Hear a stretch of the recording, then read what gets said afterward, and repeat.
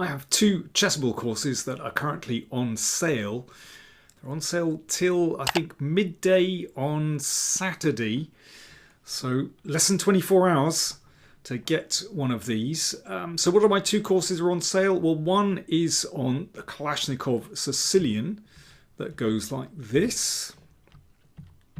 Repertoire for black after e5. And the other course that's on sale is my anti-Sicilians repertoire for black. So basically anything that white does here which doesn't involve knight f3 and d4. So for example, the Alapin, there's a recommendation for black. Or knight c3 going into a Grand Prix attack. Or indeed the Rossolimo, which is a very popular variation. And against this, I recommend knight f6. And I wanted to give you an update on this variation because there's a bit of a trend going on which is worth knowing about. So I spotted this game, played fairly recently in the Polish Team Championship, played in September between Igor Janik, who is from Poland, and playing black Paulius Pultinevicius from Lithuania. I hope my pronunciation wasn't too bad. Both grandmasters, both in their early 20s. Janik played e5. I should just mention, what's the point of knight f6? The idea is that, you see, in this position, very often white wants to play c3 and d4 quite quickly. But after knight f6, that rather upsets white because you have to do something about the e-pawn. And the two most popular moves are either e5 or knight c3. When white plays knight c3, then it's not possible to play c3 and d4, and my recommendation is g6. e5 is also possible, but in this case the knight hops into d5. And then this is a very nice move, knight c7. Just putting the question to that bishop. If it goes back, then somehow, white, it's not so brilliant. Basically, this pawn can be rather rounded up and you can always go d6 as well. Normally, white just exchanges on c6. And throughout this repertoire, I recommend recapturing with the d-pawn. It just makes development much easier for black because this bishop can get into the game very easily. Very often you want to play bishop g4 here, and then the knight comes to e6, and then you can bring the knight to the outpost d4. White played h3, obviously to avoid that, but this was a little bit careless. Now normally in a lot of these variations I'm recommending g6 and bishop g7 and castles, which is very solid, but in this case, as black hasn't yet played g6, it's possible to play more aggressively. With h6, notice black hasn't castled yet and white has. Bishop f5, developing the queen side. Knight e6, that is such a nice square. The knight looks at the outpost here, looks at these important squares. And it blockades that e-pawn solidly. Knight c4 and g5. So obviously this is why h6 was played. Very aggressive. And with that pawn on h3, that gives it a hook. Could be that black is simply going to break open the g file with g4. That is very dangerous already. Therefore, white felt provoked into playing g4. But of course, this creates serious weaknesses around the king. And black is itching to play h5 and open things up. Rook e1. Well, I mean, actually, it wouldn't be so silly to go for h5 straight away, but that pawn could be taken. But instead, black plays, I think, very nicely queen c7 and castles before taking action on the king side. It's not the only way to play, but, well, this is obviously incredibly sharp, putting the king over here, and then that gives you a free hand on the king side. And already this looks like a lot of fun. Whoops, A lot of fun for black. Bishop g7. f5. So with bishop g7, the rooks are connected, and now it is time to make that break. If this is taken en passant, then you could play h5 afterwards, or maybe f5. White decides to just go for it. It's quite clear this is going to turn into a race. Who's faster? Black's attack on the king's side or white's attack on the queen's side? And yeah, this doesn't look so bad. You know, there aren't many pieces around black's king. Black played rook f8, a very calm move actually, and it is good for black. But it is getting rather tricky. Exchange of pawns and knight f4. Knight plunges in, and white decided couldn't live with that knight, so exchanged it off. Threat, rook takes pawn, and knight h2. Well, I'm sure black was delighted to see the knight retreat to that miserable square. And it's looking tremendous for black. Black now played h5, which looks fantastic, but actually my machine isn't that impressed by h5, even though it looks like a very human move, looks very logical to open up the h file. In fact, the machine wants to play rook f8,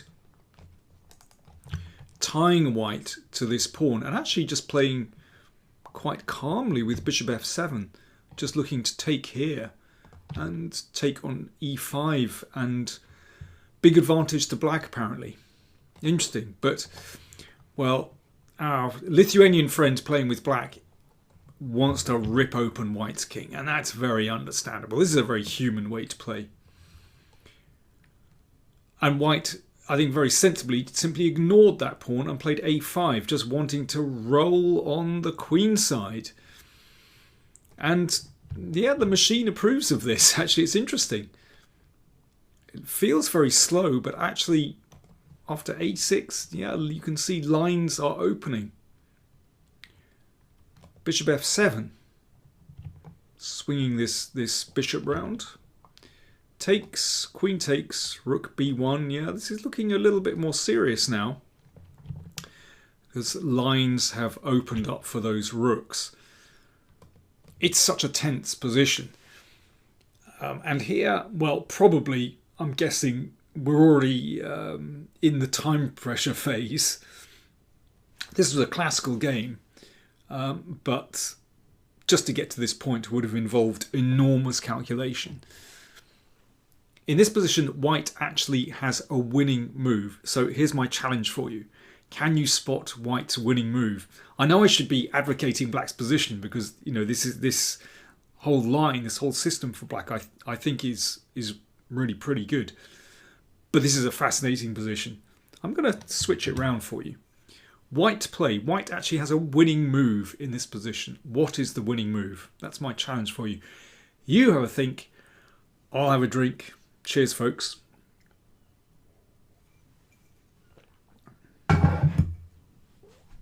White to play.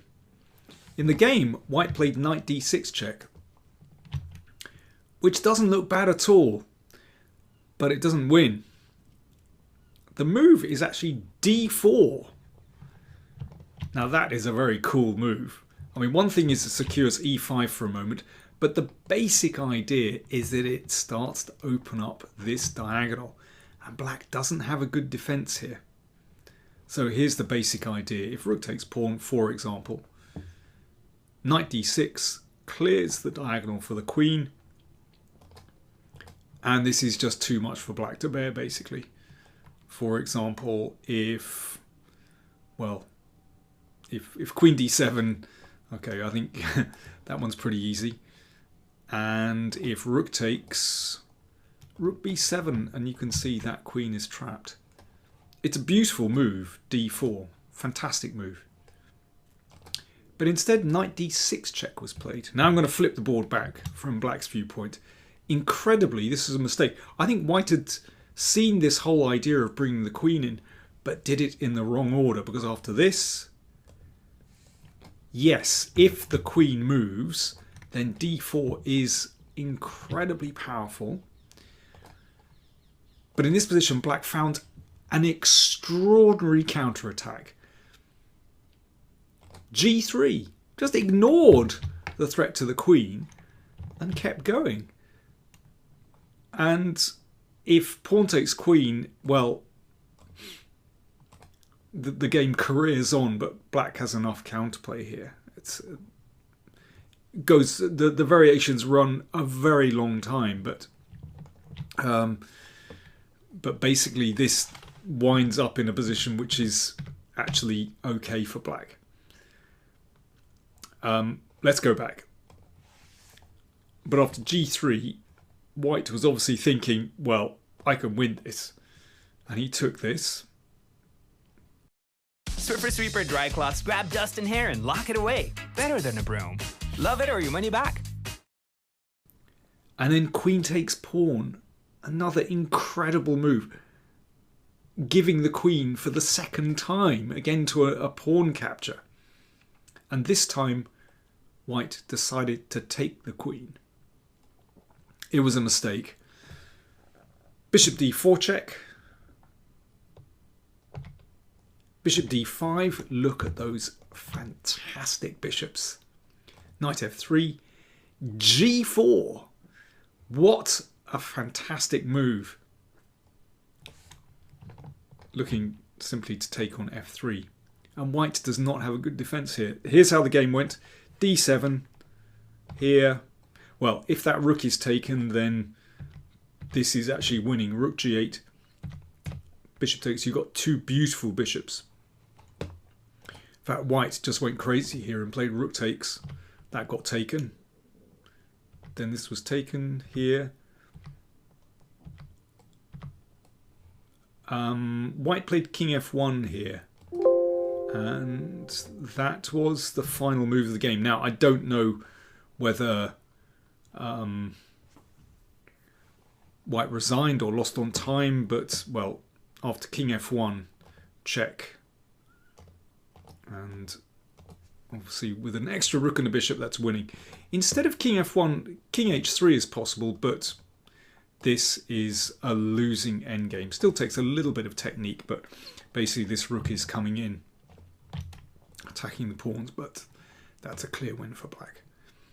It's a fantastic game, but if I can kind of sum up, I've noticed a trend for some players to capture on c6, exchange on c6 at quite an early stage, before black has played g6. Not just in this position, but also this position as well.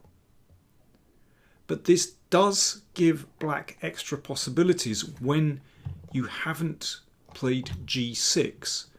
You can go for h6 and g5 in some positions. It's just worth bearing in mind.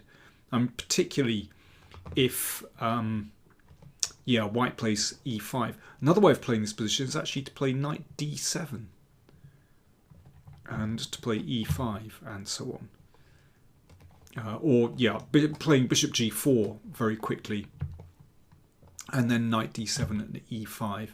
So what I'm saying is that you don't, if white exchanges on c6 very early, you don't have to go for g6. You can develop your queenside quickly. This is a nice idea. And in some cases, as in this game, you can actually play h6 followed by g5. So it just gives black a few more options if the exchange takes place on c6 and you have